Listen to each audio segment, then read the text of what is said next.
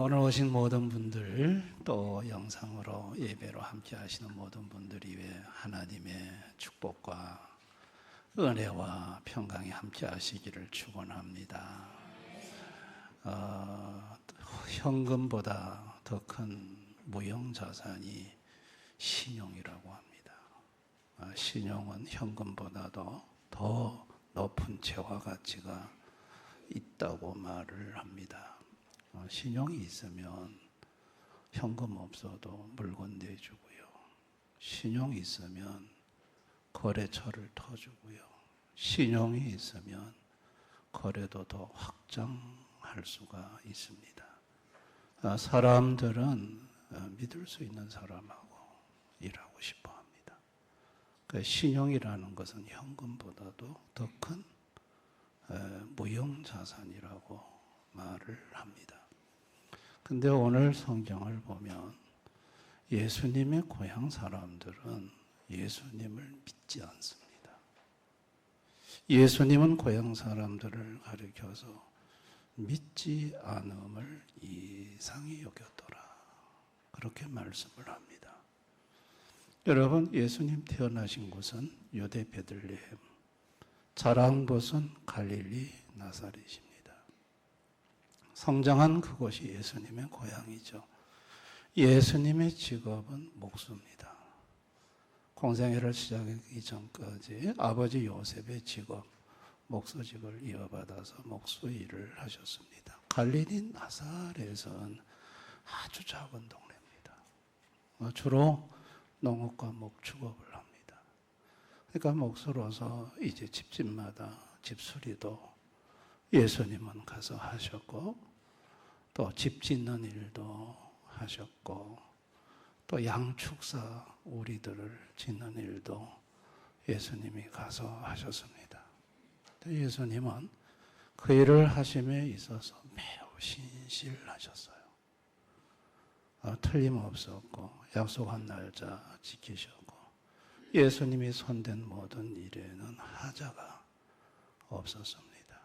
그래서 목수하면은 마리아의 아들 예수가 최고다라고 인정을 받을 만한 그런 마을 사람들로부터 절대 신용을 얻고 살았던 예수님이 갑자기 마을 사람들이 예수님을 배척하고, 누가복음 4장 동일 본문을 보면 그 마을에 낭떠러지가 있는데 그 낭떠러지로 예수님을 끌고 가서 밀어서 죽이려고 하기까지 했다고 했습니다. 아니, 어떻게 이렇게 예수님에 대해서 고향 사람들이 돌변할 수 있었을까? 예수님은 공생애가 시작이 되면서, 이 공생애라는 것은 이제 이 땅에 하나님의 뜻을 이루기 이외에 공적인 사역의 시작의 기간, 그 한 3년 기간을 공생애라고 합니다. 예수님이 공생애를 시작하면서 고향 회당에 들어가서 이사야 61장의 말씀을 낭독합니다. 성경을 가지고 오라고 해서 그 낭독한 내용이 누가복음 4장 18절 19절에 기록이 되어 있습니다. 이것이 예수님이 낭독한 내용입니다. 주의 성령이 내게 임하셨으니 이는 가난한 자에게 복음을 전하게 하시려고 내게 기름을 부으시고 나를 보내서 포로된 자에게 자유를, 눈먼 자에게 다시 보게 함을 전파하며 눌린 자를 자유롭게 하고 주의 은혜의 해를 전파하게 하려 하심이라 하였더라. 자, 이 말씀은 메시아에 대한 말씀이에요. 오실 메시아, 구원자에 대한 말씀입니다. 이 말씀을 쭉 읽으시고 난 다음에 누가복음 4장 21절에 이 글이 오늘 너희 귀에 응하였느니라 그래서요. 다시 말해서 예수님 자신이 이사야 61장에 예언된 내가 메시아다, 이렇게 예수님의 원신본을 밝힌 거예요. 마을 사람들은요, 온 이스라엘이 대망하는 메시아, 온 이스라엘이 불철주야 기다리는 구원자, 그 메시아가 아니 우리와 어릴 때 함께 생활했던 저분, 아니 우리 집에 와서 집도 수리하고 양오리도 수리하고 같이 밥도 먹고, 아니 저분이, 저 사람이 메시아라고 인정할 수가 없다. 이거는 믿을 수가 없다. 도무지 납득할 수 없는, 말도 안 되는 소리. 그러자 예수님께서 누가복음 4장의 통일 본문에 보면 선지자가 지금까지 자기 고향, 자기 친척, 자기 집에서 환영받은 적이 없다라고 말씀하시면서 엘리야 선지자를 환영했던 여인은 3년 6개월 가뭄 중에 저 이방 사렙다 가부였고, 엘리사 선지자를 찾아와서 진짜 선지자로 대우하며 예우했던 사람은 수리아 사람 나병 자 나만 뿐이었다. 이렇게 말하니까 동네 사람들이 열을 받았습니다. 화가 났습니다. 그래가지고 예수님을 끌고 낭떠러지로 가서 밀어 떨어뜨리려고 했지만 예수님은 아직 때가 아니시므로 그것을 유의 벗어나게 됩니다. 고향 사람들은 몫으로서의 예수는 믿지만 메시아로서, 하나님으로서의 메시아는 믿을 수 없다는 것입니다. 인간이 죄로 살아간 이후에 예수님에 대해서 4대 성인 중에 한 분으로는 믿겠다. 석가, 소크라테스, 공자, 예수. 예수님은 4대 성인 중에 한 분이시지. 그건 믿을 수 있다. 그런데 예수님이 하나님이시다. 이건 믿지 못하겠다. 이건 믿지 못하겠다. 죄로 타락한 인간은요, 영의 기능이 완전히 죽었습니다. 그래서 하나님을 인지하지도 인식하지도 이해할 수도 없어요. 인간 생존을 위해서 하나님이 남겨놓은 이성이라는 것도 죄로 타락 이후에 손상됐습니다. 손상된 이성은요, 하나님을 정확하게 인지할 수가 없어요. 이해할 수가 없습니다. 죄로 타락한 인간은 하나님이라는 신적 존재를 자기 이성 아래다가 둡니다. 자기 이성이 이해가 되면 하나님이란 분에 대해서 이해를 하고, 자기 이성이 인식하지 못하면 하나님은 없다고 말합니다. 데카르트는 철학자는 나는 생각하는 거로 나는 존재한다. 내가 이성이 있음으로 말미암아 나라는 자가 존재하는 것이고, 이성이 있음으로 말미암아 신이라는 것이 존재한다. 이성이 하나님이 되어버렸습니다.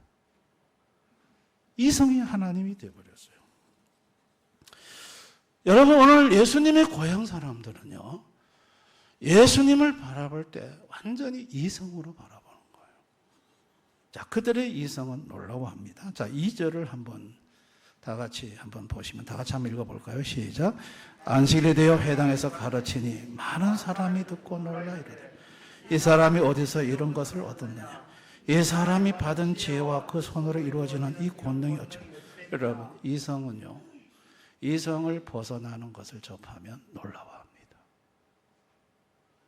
예수님의 지혜. 아니, 이 사람이 율법 학교도 다닌 적도 없고 율법을 연구한 적도 없는데 이 지혜가 어디서 났느냐? 깜짝 놀랐습니다. 예수님이 안 사고 기도하니까 병이 낫습니다. 아니, 세상에 저 권능이 어디서 났느냐? 놀랐습니다.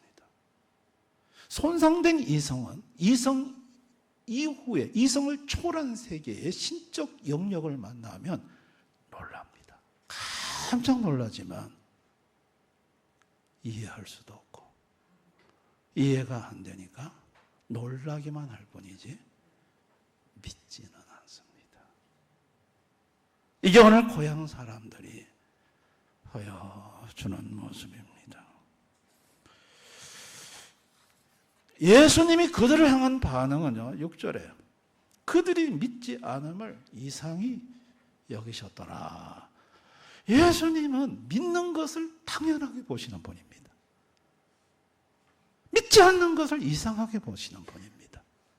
그런데 고향 사람들은 믿는 것이 오히려 이상하고 믿지 않는 것이 당연한 것입니다.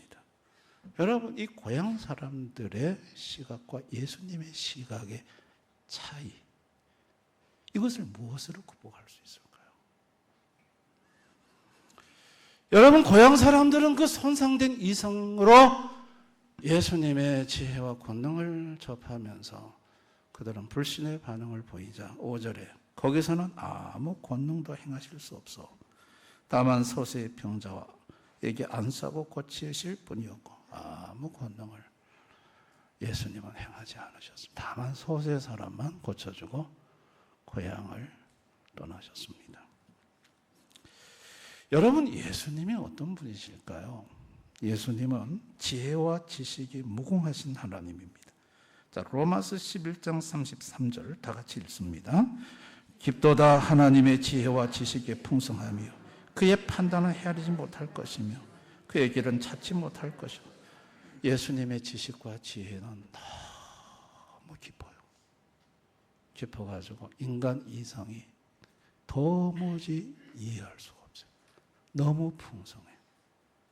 그래서 예수님의 그 풍성한 지혜와 지식으로부터 제시되는 모든 것은 인간이 헤아리지도 못하고 찾지도 못한다고 말씀을 하고 있습니다. 이사야 55장 9절에 차이가 하늘과 땅 차이랍니다. 이는 하늘이 땅보다 높은 같이 내 길은 너의 길보다 높으며 내 생각은 너의 생각보다 높으니라. 인간의 이성으로 하나님을 이해할 수가 없다는 거예요. 하늘과 땅 차이라는 것입니다. 그것을 말씀을 합니다. 그래서 예수님에게는 항상 답이 있습니다. 예수님에게는 항상 길이 있습니다. 인간이 상상할 수 없는 신적 지혜와 지식을 갖고 있기 때문에 예수님에게 인간의 모든 문제에 대한 정확한 답이 예수님에게는 있습니다. 예수님에게는 길이 있습니다. 믿으시기를 바랍니다. 예수님은 권능이 무궁하신 권능의 하나님입니다. 욥기서 12장 13절 지혜와 권능이 하나님께 있고 지혜와 권능은 하나님께 있습니다. 시편 62편 11절 권능은 하나님께 속하였다. 권능은 하나님께 속한 것입니다. 인간에겐 권능이 없습니다. 권능은 하나님의 것입니다. 하나님의 능력입니다. 하나님은 무궁한 권능, 무궁한 지혜를 갖고 계시는 전지전능하신 분입니다. 여러분이 전지전능하신 분이 이제 고향 사람들 앞에 자신의 실체를 드러냈습니다. 공생애를 시작하면서 고향 사람들은 충격을 받았습니다. 아니, 깜짝 놀랐습니다. 그런데 이해는 안 됩니다. 믿을 수가 없습니다. 이해가 안 되고 믿어지지가 않으니까 배척을 하고 말았습니다. 그리고 예수님이 이방인들을 들고 나오자 화가 치밀어 올라서 예수님을 죽이려고 했습니다. 당시에 공부를 많이 했던 종교 지도자들도 동일한 반응이었어요.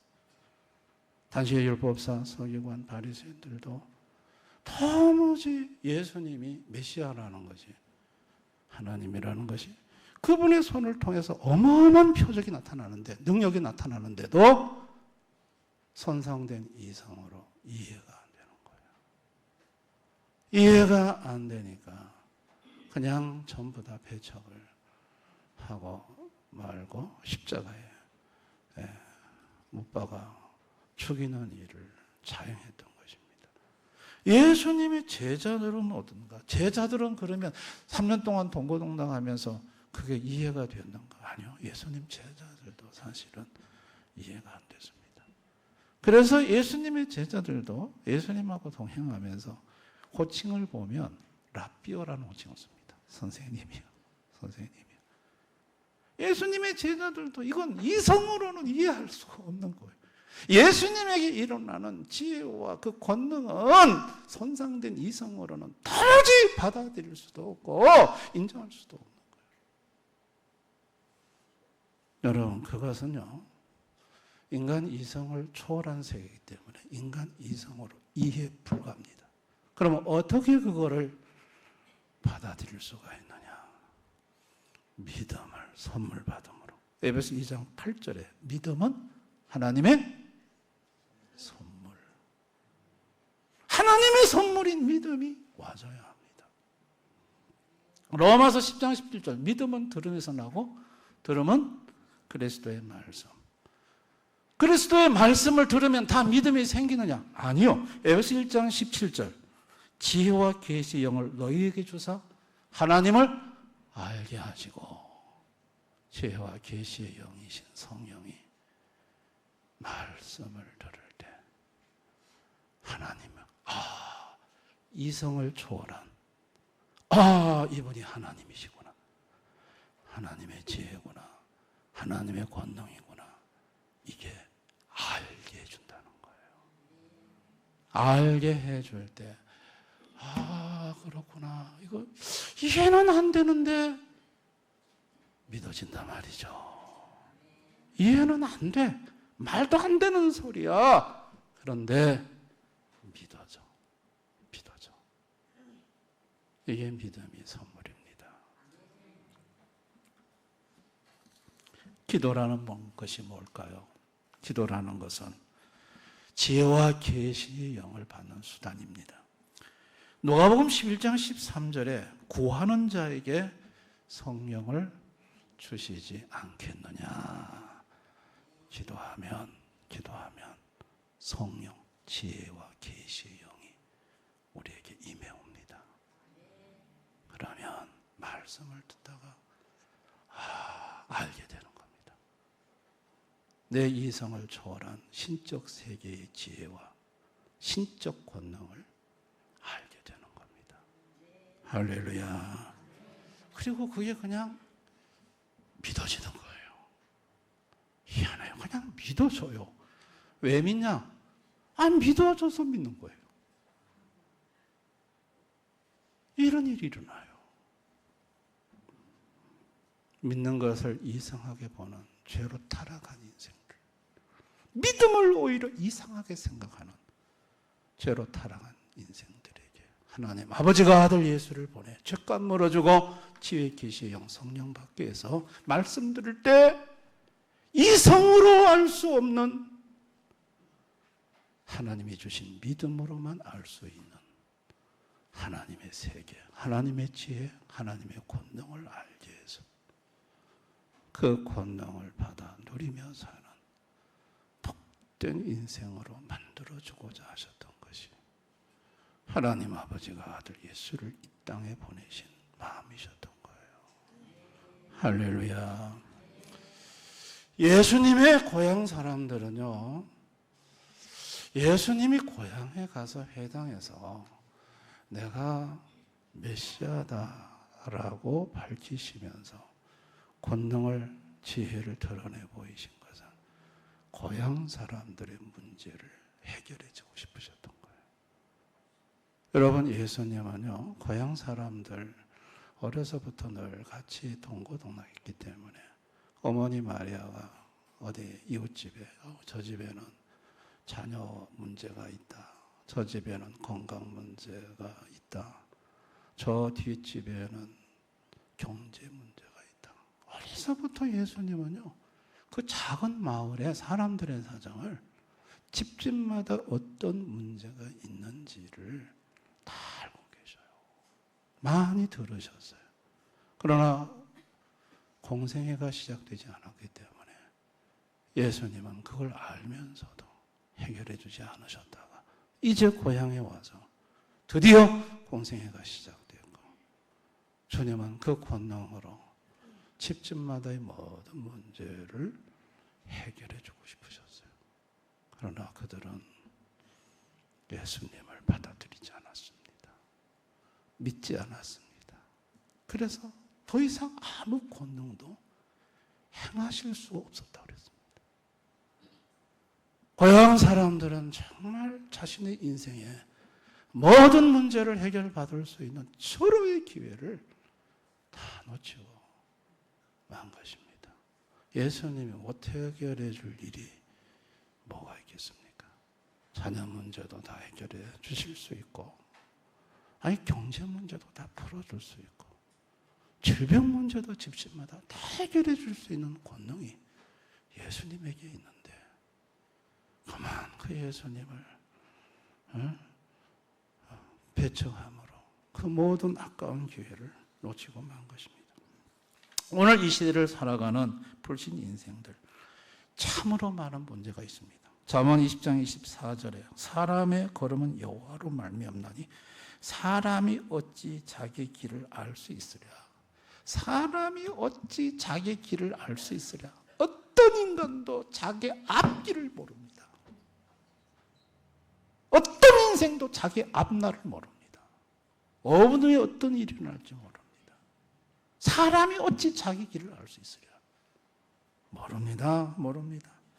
모르다 보니까 통계나 확률, 빅데이터, 경험, 지식, 전문가의 소견 다 동원해보지만 안 맞을 때가 많습니다. 틀릴 때가 너무나도 많습니다. 잠언 16장 25절 어떤 길은 사람의 보기에 바르나 필경은 사망의 길이니라. 저게 바른 길 같은데 가보면 그 길은 죽음의 길입니다. 여러분 종교, 타종교의 철학, 과학, 사상 모든 길은요 다 사람 보기에 바른 길 같이 보이지만 그 길 따라가면 지옥길입니다. 자기 마음으로 많은 계획을 세웠지만은 자기 계획대로 안 됩니다. 잠언 16장 9절 사람이 마음으로 자기 길을 계획할지라도 그의 걸음을 인도하시는 이는 여호와시니라. 자영업자가 500만 명입니다. 2023년도 폐업한 자영업자 수가 60만에서 75만 명입니다. 여기 또 꼭 체육관 가도 만복주방 큰 넓은 터 앞에 태산으로 쌓여 있습니다. 냉장고, 식탁. 저는 운동하러 가면서 얼마나 많은 사람들이 문을 닫고 얼마나 많은 사람이 꿈과 희망을 가지고 문을 열었다. 저 물품을 다 중고로 내라. 저기 태산같이 쌓였구나. 여러분 인생은 많이 자기 마음으로 계획할지라도 그 걸음을 성공으로 인도하고 실패로 이끄는 분은 하나님이십니다. 아멘. 인간의 뜻대로 되는 게 아닙니다. 그러나 하나님을 모르는 인생들은 이거를 알지 못하는 것입니다. 자기 지혜와 자기 지식, 자기 경험을 가지고 일을 벌여보지만 턱턱 막히고 안 되는 현실 앞에서 절망하고 좌절하고 정말 비통하게 울고 있는 모습들이 오늘날의 인생을 살아가는 현대인들의 모습입니다. 그런 분들은 전부 다 예수님 앞에 와야 합니다. 아멘. 예수님은요, 성도들은 예수님을 하나님으로 믿는 자입니다. 하나님으로 믿어졌습니다. 성도는 이게 성도의 놀라운 축복입니다. 좀 교회 나와서 말씀을 들으면 도무지 말도 안 되는 소리. 목사님의 설교가 저게 말이 되는 소리야. 현실적으로 저게 맞는 소리야. 아무리 생각해도 비이성적, 비합리적. 그런데 이상하게 다 믿어지는 겁니다. 할렐루야. 이거는 믿음이 선물로 와줬기 때문에 그렇습니다. 이게 그냥 믿어지는 게 아닌 것입니다. 그러다 보니까 성도들도 인생의 어려움을 만나고 앞길이 확 막히기도 하고 답답하기도 하고 그럴 때 하나님을 알고 예수님을 아니까 성도는 기도의 자리에 나가 기도를 합니다. 기도하다 보면 내 손상된 이성 너머의 세계에 예수님이 갖고 계시는 놀라운 지혜와 지식으로부터 와지는 해답이 있습니다. 그 예수님으로 열어놓는 권능이, 길이 있습니다. 시편 30편 8절에 내가 내 갈 길을 가르쳐 보이고 너를 주목하여 훈계하리로다. 어디로 가야 될지 모르겠는데, 어떻게 이 문제를 풀어야 될지 모르겠는데 예수님 앞에 나와서 기도하면 갈 길을 가르쳐 보이십니다. 할렐루야. 답을 주시고 길을 열어주시고 인도해 주십니다. 우리나라 최고의 이성적인 인물을 꼽으라면 이어령 교수입니다. 하버드 대학에서 박사학위 받으셨고 서울대 교수를 지내셨고 문체부 장관 지내셨고 그분의 문장력은 대단합니다. 우리나라 지성인 제1번을 꼽으라면 이어령 교수를 꼽습니다. 그분은 손상된 자신의 이성으로 세상 학문 철학은 두루 선녀했지만 이성을 초월한 사건을 하나 만났습니다. 자기 딸 미나가 미국에 있는데 설거지 하는데 앞이 안 보여서 설거지를 못합니다. 망막에 이상이 와가지고 앞이 안 보여 실명 단계에 들어갔습니다. 현대의학도 안 되고 우리나라 최고의 지성인 자기의 모든 지식과 지성을 동원해도 딸의 그 앞이 안 보여서 설거지를 제대로 못하는 딸을 해결해 줄 수가 없었습니다. 이어령 교수는 그때 예수님 앞에 기도했답니다. 예수님, 내 딸의 눈을 고쳐주시면 내가 예수님을 믿겠습니다. 2주 만에 딸의 눈이 회복이 됐답니다. 그러면서 이 아버지가 해줄 수 없는 일을 예수님이 해주셨구나. 자기의 모든 이성과 지성 다 동원해도 이해가 안 되는 일이 일어난 거예요. 그분은 드디어 지성에서 영성으로, 이성에서 이제는 하나님으로 무릎을 꿇고 그 예수를 영접하고 세례받은 그 사진이 언론에 대서특필됐습니다. 우리나라 대표적 지성가가 하나님 앞에 무릎을 꿇고 세례받는 모습이 상당히 이슈가 됐습니다. 여러분, 인간의 손상된 이성으로 하나님의 세계는 이해 불가합니다. 아멘. 그러나 하나님은 살아 계십니다. 나는 오늘까지 이성을 붙들고 살았는가? 하나님을 붙들고 살았는가? 한번 자신을 돌아볼 필요가 있습니다. 교회 생활하면서 말도 안 되는 소리, 이해가 안 되는 소리, 뭐 비합리적인 얘기, 뭐 말 되는 얘기를 해야지. 믿을 걸 믿어야지. 그러면서 하나님을 자기 이성 아래 놓고 살아오셨던 분들 우리 중에 없는지요? 이해가 됩니다. 손상된 이성으로는 이 세계를 이해가 안 됩니다. 그런데 여러분, 겸허하게 내려놓고 하나님께 믿음을 달라고 기도하실 수 있기를 바랍니다. 그러면 어느 날 주님으로부터 믿음이 와지고 지혜와 계시의 영이신 성령이 찾아오시고 하나님을 알게 하시고 그 다음에는 이해는 할 수 없지만 믿어지면서 주님의 권능이 나의 삶 속에 나타나기 시작하고 내 인생에 답이 없는 문제의 답이 찾아지기 시작하고 막혔던 길이 열려지는 역사가 일어납니다. 믿으시기를 바랍니다. 내가 이성으로 사는 사람인지 믿음으로 사는 사람인지 이 말씀 하나를 저와 여러분이 읽어보며 자기 자신을 돌아봤으면 좋겠습니다. 마가복음 11장 23절 말씀 다 같이 한번 읽어봅니다. 시작. 내가 진실로 내게 이르노니 누구든지 이 산들을 들려 바다에 던져지라 하면 그 말하는 것이 이루어질 줄 믿고 마음에 의심하지 아니하면 그대로 되리라.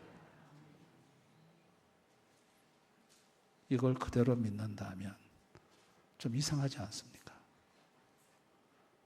어떻게 산이 바다에 던져진다. 그걸 그대로 이루어질 줄 믿으면 그대로 된다. 당연하게 그렇게 될 수 있습니다. 라고 말하는 사람이고, 이 말도 안 되는 소리. 저게 어떻게 당연한 거야? 이게 우리의 현주소를 지금 보여주는 것입니다. 우리는요, 아직까지 이성 아래 있습니다. 정말 전능하신 하나님, 그 권능의 하나님, 내가 생각할 수 없는 일을 행하시는 그 하나님을 믿는데 아직까지 이성의 발목에 잡혀서 그 단계로 넘어가지 못할 때가 현실 속에 참 많습니다. 많습니다. 이런 우리 자신의 모습을 하나님 앞에 솔직히 인정하고, 여러분, 우리가 섬기는 하나님은 참으로 놀라우신 전지전능하신 분이라는 걸 믿으실 수 있기를 바랍니다. 내 스스로 전부 묶었던 이성의 제한들을 다 풀어내고 온전히 믿음으로 나갈 수 있는 인생 되게 해달라고 기도했으면 좋겠습니다. 성경에서 참으로 내가 이해할 수 없는 이런 말씀을 보더라도 마음에 의심이 안 생기고 아멘 아멘 하면서 하나님은 하실 수 있다고 고백하며 나아가는, 그래서 믿음대로 이루어지는 놀라운 역사를 경험하는 우리 성도님들 다 되실 수 있기를 주님의 이름으로 축원합니다. 우리 한번 다 같이 기도하겠습니다. 나는 지금까지 주님을 믿는다고 하면서 나의 믿음은 이성 아래 두고 내 이성이 이해가 되면 인정하고 받아들이고, 내 이성이 이해할 수 없으면 에이 말도 안 되는 소리 이러면서 마음으로 의심하고 부정하고, 정말 내가 하나님의 그 지혜와 지식의 그 깊으심과 풍성함을, 내가 정말 하나님의 그 놀라운 전능하심을, 그 권능을, 하나님을 하나님으로 내가 믿고 살아왔던가, 나에게 과연 그런 믿음이 있었던가, 한번 이 시간 내 자신을, 내 믿음의 현주소를 한번 들여다보면서 주님 앞에 믿음을 이상하게 보는 예수님의 고향 사람들의 길이 아니라 믿지 않는 것을 오히려 이상하게 보는 예수님의 마음을 가지고 남은 생을 살아갈 수 있게 해달라고 우리가 한번 이 시간 주님 앞에 기도로 나아갔으면 좋겠습니다. 다 같이 한번 통성으로 간절히 기도하겠습니다. 아버지 하나님,